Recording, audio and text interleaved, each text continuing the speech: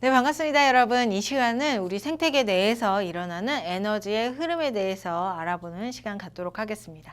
자, 일단은 생태계의 모습부터 생각을 해봐야 되겠죠. 그림을 통해서 이제 쭉 설명을 하고 이제 복습으로 한번 읽어보도록 할게요. 자, 그림에 봤을 때 생태계에서 에너지의 흐름의 모습을 볼 수가 있습니다. 자, 생태계에서 에너지가 흐르기 위해서는 에너지원이 필요한데 이제 가장 큰 에너지원이 태양 에너지가 근원 에너지다라고 볼 수가 있겠네요. 자, 이 태양 에너지가 지구에 들어오게 되면 이것을 100% 사용하는 건 아니고 그 중에 일부를 누가 생산자가 이제 빛 에너지를 화학 에너지로 바꿔가면서 에너지화 시키는 거죠.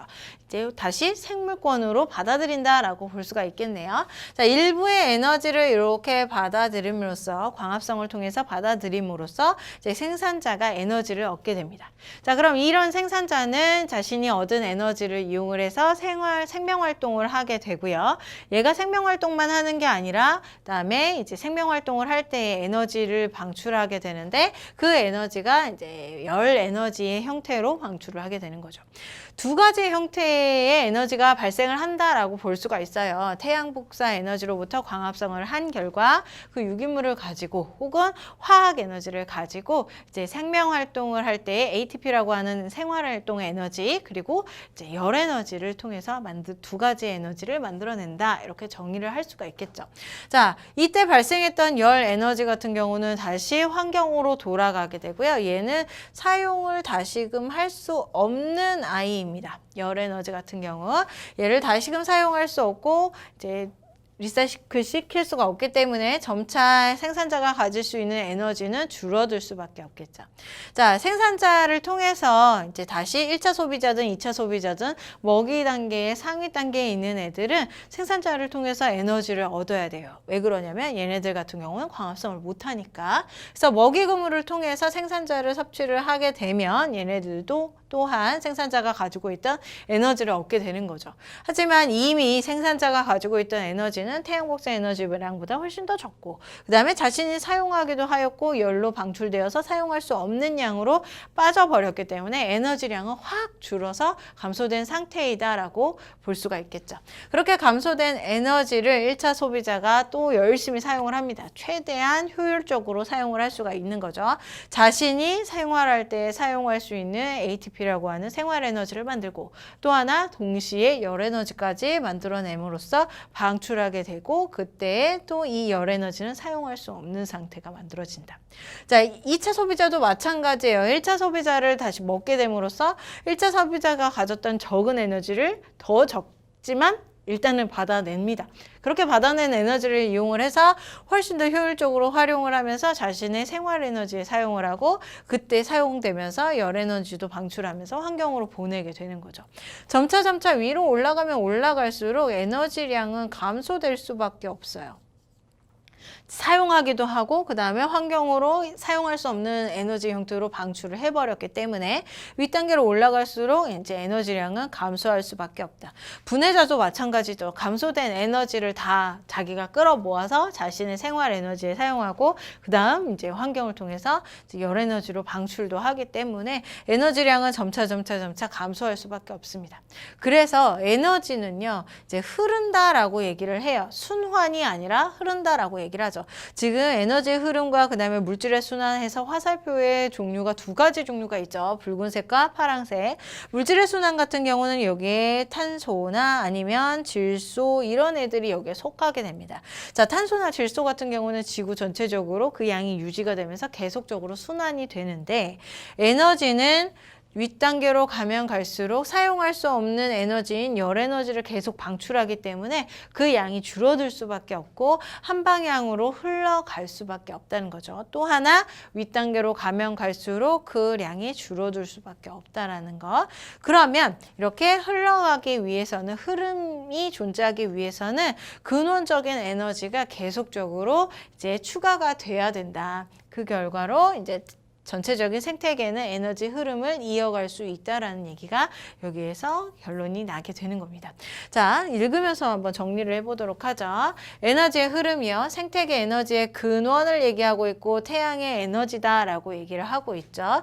생산자가 광합성을 통해서 드디어 생물권에 에너지를 드리게 되는데 그 에너지량이 태양의 전체 에너지가 아니라 일부 에너지다라는 거예요. 자, 그래서 유기물 혹은 화학 에너지 형태로 저장을 하게 된다. 자, 각 영양 단계에서 이제 에너지를 전달받게 되는데 그 전달받게 된 에너지는 호흡 활동을 통해서 생명 활동에 사용되거나 동시에 열 에너지로 방출이 되게 되는데 이 열 에너지가 바로 이제 사용할 수 없는 에너지가 된다라는 거죠. 그 결과 상위 단계로 가면 갈수록 에너지량을 감소할 수밖에 없어요. 자, 두 번째, 생물의 사체나 배설물을 포함된 에너지는 분해제의 호흡을 통해서 열에너지 형태로 생태계 밖으로 방출된다. 이것도 마찬가지죠. 분해자도 자신이 이런 것들을 분해함으로써 살아가게 되고 에너지를 얻게 되고 또 하나 이제 그 에너지를 얻을 때에 열에너지를 방출하게 됨으로써 환경으로 보내게 되는 거죠. 그래서 한번 방출된 열 에너지는요, 사용할 수 없다라고 여기에서 얘기를 하고 있습니다. 그러면 결과적으로 자, 물질은 순환을 하지만 에너지는 이렇게 사용할 수 없는 애들이 계속적으로 만들어지기 때문에 이제 한 방향으로만 흐르게 되고 그다음에 지속적으로 공급을 해야지만이 에너지가 흐를 수가 있다라는 게 여기에서 정리되는 내용들이네요. 자, 이렇게 정리를 하시면 문제를 풀기에는 어려움이 없을 것 같습니다. 자, 문제 풀어보도록 하겠습니다. 그림은 어떤 안정된 생태계에서 일어나는 물질과 에너지의 이동이다.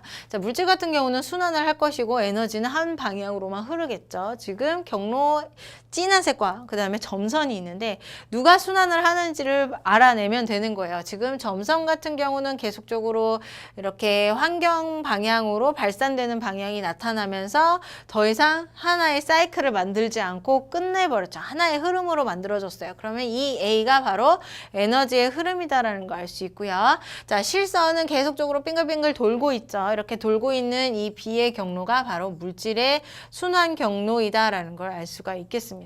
자, 이걸 가지고 선지로 기억, 생태계는 무기환경 생물군집으로 이루어져 있다. 지금 무기환경, 대기, 물, 토양 이게 무기환경이죠. 그 다음에 생물군집, 생산자, 소비자, 분해자 이런 애들이 생물군집입니다. 이렇게 생태계를 이룬다. 맞는 말이 되겠네요. 물질의 이동 경로는 A다 그랬는데 얘는 한 방향으로만 흐르기 때문에 B가 물질의 이동 경로. 자, 2차 소비자가 가진 에너지량보다 1차 소비자가 가진 에너지량이 훨씬 더 많죠. 왜 그러냐면 1차 소비자는 자신이 사용하기도 하고 분해자한테 주기도 하고 열로 발산하기도 하고 이미 많이 사용했기 때문에 2차 소비자는 그만큼 더 적게 받을 수밖에 없습니다. 자, 맞는 말이죠. 기억과 디귿이 정답이니까 4번이 정답이 되겠습니다. 자, 문제 풀어보도록 하겠습니다. 어떤 안정된 생태계에서 영양 단계에 따른 에너지의 이동량을 상대값으로 나타낸 것이다. 뭐 이렇게 얘기하고 있네요. 자, 태양 에너지가 얼마큼이요? 10만이네요. 10만이라고 하는 태양 에너지가 들어오는데 그것을 이제 녹색 식물이 다 사용하는 게 아니에요. 일부만 사용해서 1000만큼만 딱 녹색 식물이 광합성을 통해서 얻었습니다. 이걸 가지고 그대로 자신이 다 사용하는 게 아니라 이제 자신이 사용도 하고 분해자한테 주기도 하고 열로 방출을 하기도 하죠. 그래서 1차 소비자, 이 녹색 식물을 먹은 1차 소비자는 녹색 식물보다 훨씬 더 적은 양밖에 가질 수가 없어요. 자, 여기에 900만큼 이렇게 분해자, 낙엽, 뭐 호흡 이렇게 갔으면 나머지 열도 여기에 포함이 되겠네요. 여기는 표현이 되지 않았으니까. 자, 이런 식으로 점차 상위 단계로 가면 갈수록 에너지량을 감소해서 에너지는 이제 순환하지 않고 흐르게 된다라는 걸 여기에서 보여주고 있는 겁니다.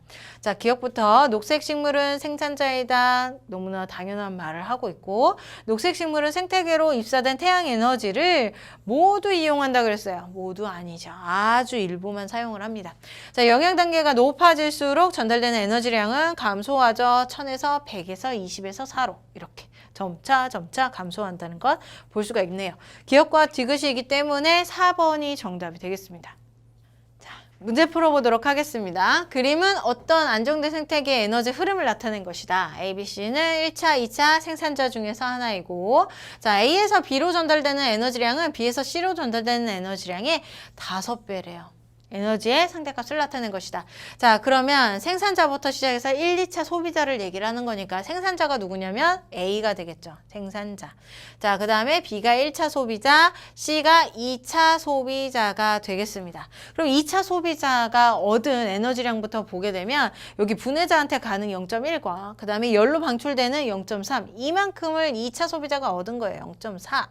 그러면 여기서 얘기를 하고 있죠. B에서 C로 전달된 에너지량이 0.4인데 A에서 B로 전달된 여기 B가 가는 에너지량은요. 얘의 5배가 된대요. 그럼 0.4의 5배니까 2가 되겠네요. 2. 자, 그리고 A는 알려주지 않았지만 여기에서 이 값을 빼면 되겠네요. 2000에서 1980을 빼니까 20이 되겠습니다. 얘가 가진 값. 자, 그럼 20으로부터 분해자가 8 가졌으니까 열로 얼마를 방출하냐면 12만큼 방출하겠고, 그 다음에 2에서부터 열로 0.9 방출하니까 분해자로 1.1 방출하겠네요. 이렇게 모든 구간에 이제 전체적인 숫자를 써봤어요. 디귿도 한번 볼 수 있겠죠. 디귿은 8과 1.1과 0.4가 더해진 값이니까 9.5? 9.5가 되겠습니다. 이렇게. 자, 그러면 기억과 디귿의 합은, 니은과 디귿의 합은 기억보다 크다 그랬는데 기억이 10이고요. 니은과 디귿은 합쳐봤자 12보다 클 수가 없겠네요. A는 빛에너지를 화학에너지로 전환한다. 우리 생산자이기 때문에 광합성을 통해서 빛에너지를 포도당의 화학에너지로 전환을 했습니다. 자, B에서 C로 유기물이 이동한다 그랬어요. B에서 C로 물질, 유기물이 이동을 하고 에너지도 이동을 하겠죠. 맞는 말이 되겠습니다. 자, 니은과 디귿이 정답이라서 우리 5번이 정답이 되겠습니다.